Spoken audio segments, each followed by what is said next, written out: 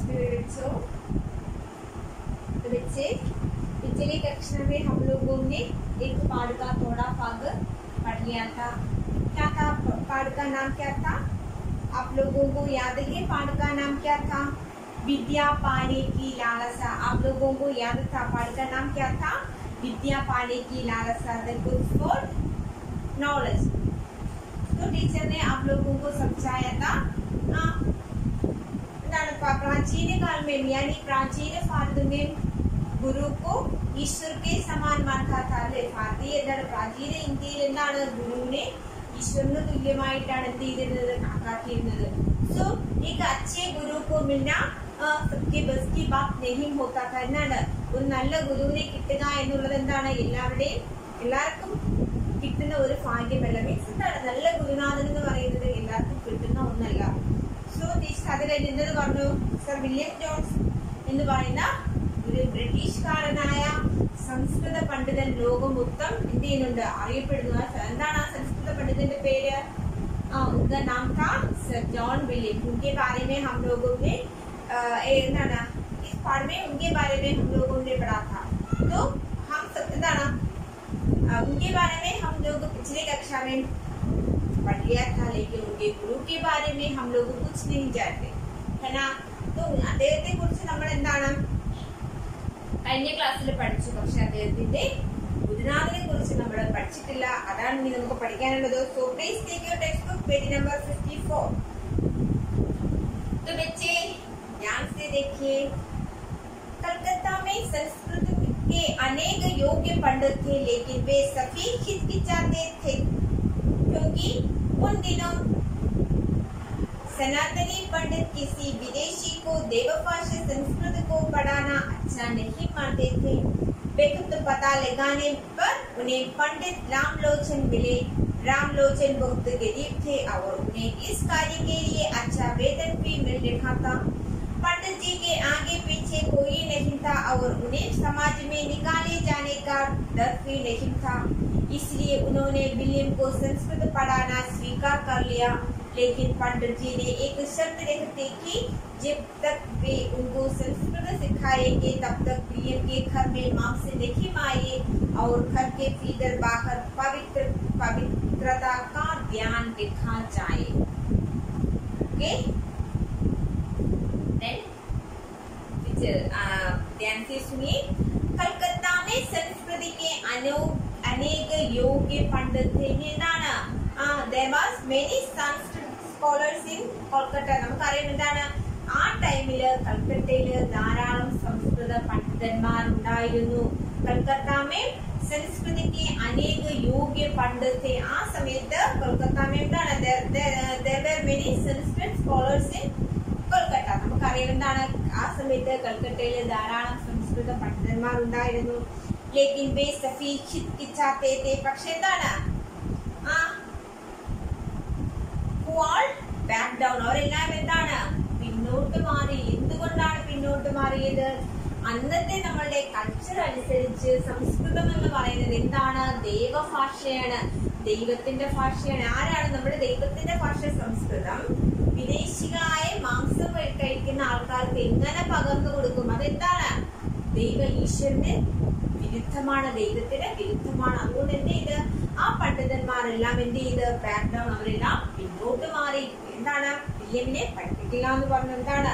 लेकिन वे सभी हिचकिचाते थे क्योंकि उन दिनों सनातनी पंडित किसी विदेशी को देवभाषा संस्कृत को पढ़ाना अच्छा नहीं मानते थे। എന്താണ്? Because at that time it was not good for them to teach Sanskrit to a foreigner. Means എന്താണ്?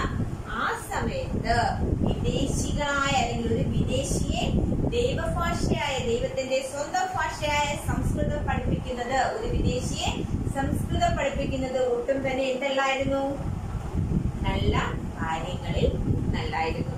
ഓക്കെ, बेखुद पता लगाने पर उन्हें पंडित रामलोचन मिले। എന്താണ് രാംലോചൻ വാസ് എന്താണ് found after A long search. അതായത് വില്യം ഒരുപാട് അന്വേഷിച്ച് ഒരുപാട് കുറെ നാളുകൾ കുറെ മാസങ്ങൾ അല്ലെങ്കിൽ വർഷങ്ങൾ എടുത്ത് ആലോചിച്ച് കണ്ടുപിടിച്ചാണ് എന്ത് ചെയ്തത്? രാംലോചൻ എന്ന് പറയുന്ന ഒരു സംസ്കൃത പണ്ഡിതരെ കണ്ടുപിടിച്ചത്. അദ്ദേഹത്തിനെ പഠിപ്പിക്കാൻ വേണ്ടി ഒരു ശിഷ്യന് ഗുരുവിനെ എങ്ങനെയാണ് കിട്ടിയത്? ഒരുപാട് നാളത്തെ അദ്ദേഹത്തിന്റെ തിരച്ചിൽ ഒരു ഒടുക്കമാണ് എന്ത് ചെയ്തത്? രാംലോചനെ കിട്ടുന്നത്. രാംലോചൻ ബഹുത്ത് ഗരീബ്. പിന്നെ എന്താണ്? രാംലോചൻ വെരി പൂർ. അദ്ദേഹം എന്താണ്? വളരെ ദരിദ്രനായിരുന്നു, വളരെ എന്തായിരുന്നു? പാവപ്പെട്ടവനായിരുന്നു.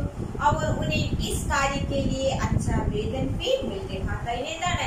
He was paid when he thought. അദ്ദേഹം നമ്മളൊന്ന് ആലോചിക്കണം, ആ ഒരു സമയത്ത് വിദ്യാഭ്യാസം എന്ന് പറയുന്നത് ഒരു കച്ചവടം, ബിസിനസ് അല്ല. മീൻസ് എന്താണ്?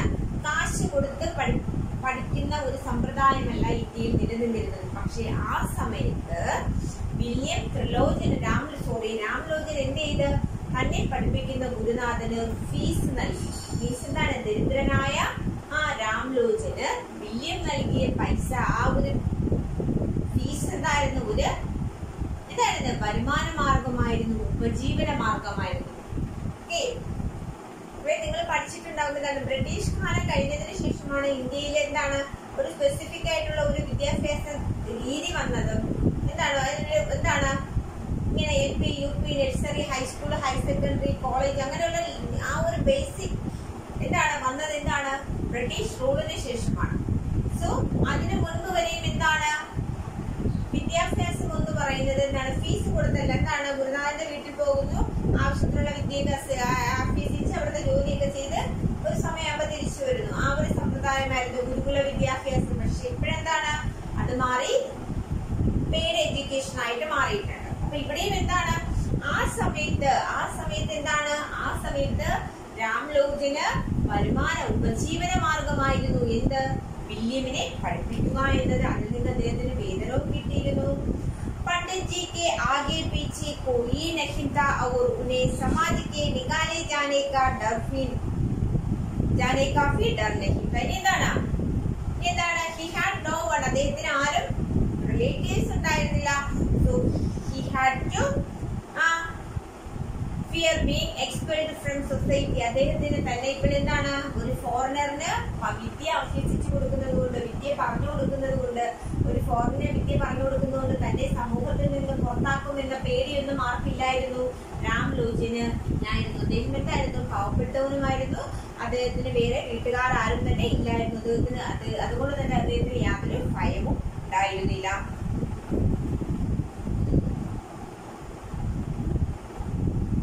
इसलिए उन्होंने विलियम को संस्कृत पढ़ाना स्वीकार कर लिया. അതുകൊണ്ട് എന്ത് ചെയ്തു? So he agreed to teach William. അതുകൊണ്ട് അദ്ദേഹം എന്ത് ചെയ്തു? എഗ്രി ചെയ്തു. To agree എന്താണ് എഗ്രി ചെയ്തത്? വില്യമിനെ പഠിപ്പിക്കാം എന്ന്. ആര് എഗ്രി ചെയ്തു? രാംലോചൻ എഗ്രി ചെയ്തു. With one condition. എങ്ങനെയാണ്? ലേക്കിൻ പണ്ഡിറ്റ് ജി ने एक शर्त ही എന്താണ്? He had a condition. അദ്ദേഹത്തിന് ഒരു കണ്ടീഷൻ ഉണ്ടായിരുന്നു. എന്തായിരുന്നു? जब तक वे उनको संस्कृत सिखाएंगे तब तक विलियम के घर में मांस नहीं आए और घर के भीतर बाहर पवित्रता का ध्यान रखा जाए. ഇനി എന്തായിരുന്നു condition?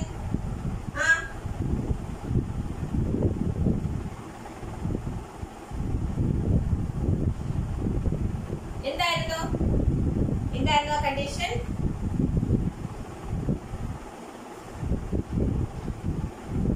Meat should not be eaten in William house while studying Sanskrit. സംസ്കൃതം എന്ന് വരെയാണോ വില്യം അഭ്യസിക്കുന്നത്? സംസ്കൃത ഭാഷ എന്ന് പറയുന്നത് ദേവഭാഷയാണ്. അതുകൊണ്ട് തന്നെ എന്ന് വരെയാണോ സംസ്കൃത ഭാഷ പഠിക്കുന്നത് ആ സമയം വരെ വില്യമിന്റെ വീട്ടിൽ എന്ത് പാടില്ല? മീറ്റ്സ് മാംസാഹാരം പാടില്ല. എന്ന് വരെയാണോ സംസ്കൃതം പഠിക്കുന്നത് അതുവരെ മാംസാഹാരം പാടില്ല. Then और घर के भीतर बाहर पवित्रता का ध्यान रखा जाए. അത് മാത്രമല്ല the inside and outside of the house must be holy. means വീടിന്റെ ഇന്നർ സൈഡും ഔട്ട്സൈഡ് പുറവും അകവും എന്തായിരിക്കണം? പവിത്രമായിരിക്കണം. ഹോളി മീൻസ് പവിത്രം. വളരെ പവിത്രതയോടുകൂടി കാത്തു സൂക്ഷിക്കണം. മീൻസ് വീടെന്ന് പറയുന്നത് ഒരു ദേവാലയത്തിന് തുല്യമായിരിക്കണം. അവിടെ മാംസാഹാരങ്ങൾ പാടില്ല. അവിടെ എപ്പോഴും നീറ്റായിരിക്കണം, പവിത്രമായിരിക്കണം. എങ്ങനെയാണ് ഒരു അമ്പലം ഇങ്ങനെയാണ് ഒരു ദേവാലയം, അതുപോലെ പ്രഷ്യസ് ആയിട്ടുള്ള ക്ലൈമറ്റ് ആയിരിക്കണം, അല്ലെങ്കിൽ ആ ഒരു സിറ്റുവേഷൻ ആയിരിക്കണം, ഒരു അറ്റ്മോസ്ഫിയർ ആയിരിക്കണം ഇവിടെ വില്യമിന്റെ ഫോർട്ട് മീൻസ് കോട്ടയം. ഓക്കെ, മനസ്സിലായോ? നോക്കാം എന്താണ്. कलकत्ता में संस्कृति के अनेक योग्य पंडित थे, लेकिन वे सभी हिचकिचाते थे क्योंकि उन दिनों सनातनी पंडित किसी विदेशी को देवभाषा संस्कृत को पढ़ाना अच्छा नहीं मानते थे। बहुत पता लगाने पर उन्हें पंडित रामलोचन मिले। रामलोचन बहुत गरीब थे और उन्हें इस कार्य के लिए अच्छा वेतन भी मिल रहा था। पंडित जी के आगे पीछे कोई नहीं था और उन्हें समाज से निकाले जाने का डर भी नहीं था, इसलिए उन्होंने विलियम को संस्कृत पढ़ाना स्वीकार कर लिया। लेकिन पंडित जी ने एक शर्त रखी थी कि जब तक वे उनको संस्कृत सिखाएंगे तब तक विलियम के घर में मांस नहीं आए और घर के भीतर बाहर पवित्रता का ध्यान रखा जाए. എന്താണ് പറയുന്നത്? That time there were many Sanskrit scholars in Kolkata. പക്ഷെ എന്ത് ചെയ്ത് who back down, അവരെല്ലാം പിന്നോട്ട് മാറുകയും, എന്തുകൊണ്ടാണ് പിന്നോട്ട് മാറിയത്? Because that time it was not good for them to teach Sanskrit to a foreigner. Ramlogan was found after a long search and എന്താണ് he was very poor. He was paid എന്താണ് when he thought അദ്ദേഹം പഠിപ്പിക്കുമ്പോൾ അദ്ദേഹത്തിന്റെ fees കിട്ടുമായിരുന്നു. Then എന്താണ് പറയുന്നത്? He had no എന്താണ് no അദ്ദേഹത്തിന് എന്താണ് ഫാമിലി മെമ്പേഴ്സ് ആരും ഉണ്ടായിരുന്നില്ല. So he had no fear to being expelled from society. സൊസൈറ്റിയിൽ നിന്ന് അദ്ദേഹത്തിനെ പുറത്താക്കുമെന്നുള്ള ഭയവും അദ്ദേഹത്തിന് ഉണ്ടായിരുന്നില്ല. Then so he agreed to teach William. അതുകൊണ്ട് തന്നെ അദ്ദേഹം എന്ത് ചെയ്ത് വില്യമിനെ ടീച്ച് ചെയ്യാൻ പഠിപ്പിക്കാമെന്ന് എഗ്രി ചെയ്യുകയും. But the scholar had a condition. അദ്ദേഹത്തിന് ഒരു കണ്ടീഷൻ ഉണ്ടായിരുന്നു. എന്തായിരുന്നു കണ്ടീഷൻ? എന്തായിരുന്നു? Meat should not be eaten in William's house by studying sons. എത്ര നാൾ വരെയാണോ സംസ്കൃതം പഠിക്കുന്നത് അത്രയും നാൾ വരെ മീറ്റ് വീട്ടിൽ ഉപയോഗിക്കാൻ പാടില്ല. Inside and outside of the house must be holy. വീടിനകവും പുറവും എന്തായിരിക്കണം? പവിത്രമായിരിക്കണം എന്ന് പറഞ്ഞ് നിർത്തുന്നുണ്ട്. അപ്പൊ എന്തായിരുന്നു ആ പാരഗ്രാഫിൽ പറഞ്ഞത്? എന്താണ്? ആ സമയത്ത് കൊൽക്കത്തയിൽ ധാരാളം പണ്ഡിതന്മാർ ഉണ്ടായിരുന്നു. പക്ഷേ വില്യമിനെ പഠിപ്പിക്കാനായിട്ട് മുന്നോട്ട് ആരും തന്നെ എന്തില്ല ചെന്നില്ല. എന്തുകൊണ്ട്? എന്തുകൊണ്ടായിരുന്നു? വിദേശിയായ അല്ലെങ്കിൽ ഒരു മാംസഫുക്കായ വിദേശിയെ പഠിപ്പിക്കുന്നത്, ദേവഭാഷ സംസ്കൃതം ഒരു വിദേശിയെ പഠിപ്പിക്കുന്നത് എന്താണ്? ശരിയല്ല. അതെന്താണ്? അവരുടെ കൾച്ചറുടെ വിരുദ്ധമാണ്. അതുകൊണ്ട് തന്നെ എല്ലാവരും എന്ത് ചെയ്തു? പിന്നോട്ട് മാറി. എന്നാൽ ഒരുപാട് നാളുകൾക്ക് പ്രയത്നത്തിന് ശേഷം വില്യമിന് രാംലോകൻ എന്ന് പറയുന്ന ഒരു ഗുരുനാഥനെ കിട്ടുകയും ഗുരുനാഥൻ എന്ത് ചെയ്ത് പഠിപ്പിക്കാമെന്ന് സമ്മതിക്കുകയും ചെയ്തു. ഇനി രാംലോകന് ഒരു ഫാമിലി മെമ്പേഴ്സും ഉണ്ടായിരുന്നില്ല. അതുകൊണ്ട് തന്നെ എന്താണ്? അദ്ദേഹം വില്യമിനെ പഠിപ്പിക്കാമെന്ന് സമ്മതിച്ചു. ഒരു കണ്ടീഷൻ. എന്തായിരുന്നു ആ കണ്ടീഷൻ? വീട്ടില് മാംസാഹാരം പാടില്ല. അതുപോലെ തന്നെ വീടിന്റെ അകവും പുറവും എപ്പോഴും എന്തായിരിക്കണം? पवित्रमाയിരിക്കണം. सो बच्चे आप लोगों को ये पैराग्राफ समझ में आया? तो इसे एक बार पढ़ लीजिए, अच्छे से पढ़ लीजिए. ऐसा कहा विलियम ने वैसे ही प्रबंध किया. पंडित को लेने के लिए रोज एक पालकी जाती थी और वे बड़े ठट से पालकी में बैठकर कोठी में पहुंचते थे. उनके लिए एक हिंदू नौकर भी देखा गया था. मीन्स അത് നിങ്ങൾ നോക്കുക. ഇനി എന്താണ് പറയുന്നത്? പണ്ഡിറ്റ് രാംലോചൻ ജി ने जैसे कहा. എന്താണ് പണ്ഡിറ്റ് രാംജി രാംലോചൻ എന്തൊക്കെ കാര്യങ്ങൾ പറഞ്ഞോ വില്യമിനെ വൈസേ ഹി പ്രബന്ധിക്കുക. വില്യം അതുപോലുള്ള എല്ലാ കാര്യങ്ങളും സംഘടിപ്പിച്ചു. എന്താണ്? William did everything as Ramlochan said. അവൻ രാംലോചൻ പറഞ്ഞ എല്ലാ കാര്യങ്ങളും ഏർപ്പാട് ചെയ്തു. ആരേർപ്പാട് ചെയ്തു? വില്യം ഏർപ്പാട് ചെയ്തു. पंडित जी को लेने के लिए रोज एक पालकी जाती थी. എന്താണ്? പണ്ഡിതനെ കൊണ്ടുവരാൻ വേണ്ടി പണ്ഡിതന്റെ വീട്ടിലെ രാംലോചന്റെ വീട്ടിലെ എന്നും ഒരു പല്ലക്ക് പോകുമായിരുന്നു. ഇനി എന്താണ്? പല്ലക്ക് would be sent to fetch the scholar. അല്ലെങ്കിൽ രാംലോചൻ എന്താണ്? രാംലോചനെ വിളിക്കാൻ വേണ്ടി എന്നും ഒരു പല്ലക്ക് വീട്ടില് രാംലോചന്റെ വീട്ടിലെ ചെല്ലുമായിരുന്നു. ഇനി എന്താണ്? और वे बड़े ठाट से पालकी में बैठकर कोठी में पहुंचते थे. ഇനി എന്താണ്? He would sit on the പല്ലക്ക് and come to the fort, അദ്ദേഹം എന്താണ്, അല്ലെങ്കിൽ റീച്ച് ദ ഫോർട്ട്, അദ്ദേഹം എന്താണ് ആ പല്ലക്കിൽ ഇരുന്ന് വളരെ എന്താണ് ആരാമത്തോട് എന്താണ് വളരെ എന്താണ് സന്തോഷത്തോടു കൂടി എന്താണ് വില്യമിന്റെ ഫോർട്ടില് എത്തിച്ചേരുമായിരുന്നു. ഫോർട്ട് മീൻസ് എന്താണ് മക്കളെ? ഫോർട്ട് മീൻസ് കില മീൻസ് എന്താണ് കോട്ട, കോട്ടയിൽ എത്തുമായിരുന്നു. उनके लिए एक हिंदू नौकर भी देखा गया था. ഇനി എന്താണ് അദ്ദേഹത്തിന് വേണ്ടി, ഇനി ആർക്ക് വേണ്ടിയാണ്?